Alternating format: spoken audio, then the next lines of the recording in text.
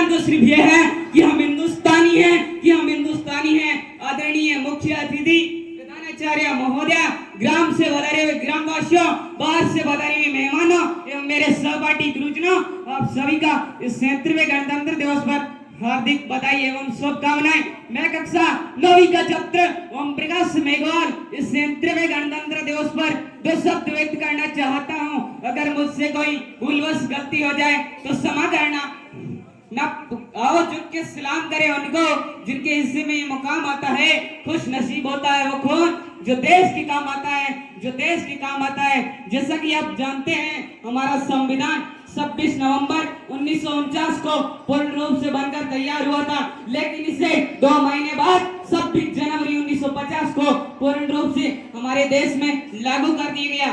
तब से हम इसे प्रतिवर्ष गणतंत्र दिवस के रूप में बड़े धूमधाम से मनाते हैं। आज का दिन हमारे लिए गौरव का दिन है। इस दिन के लिए हमारे देशभक्त बलिदानियों ने अपना जीवन देश के लिए बलिदान कर दिया था।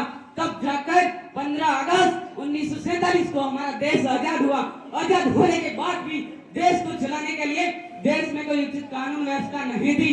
तब संविधान निर्माताओं ने अपने अथक प्रयासों से संविधान निर्माण का कार्य किया, जिसमें संविधान सभा के अध्यक्ष डॉक्टर राजेंद्र प्रसाद थे और संविधान प्रारूप समिति के अध्यक्ष डॉक्टर बाबा साहब अम्बेडकर जी थे।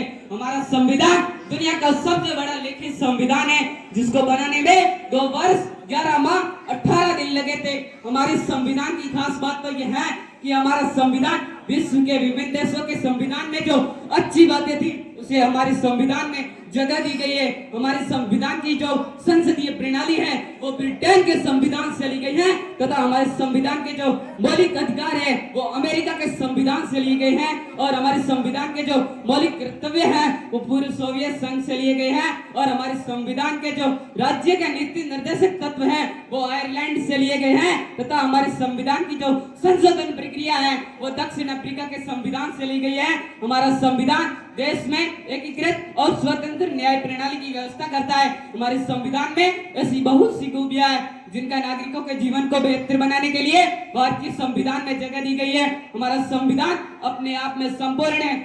जय भीम, जय भारत, जय संविधान।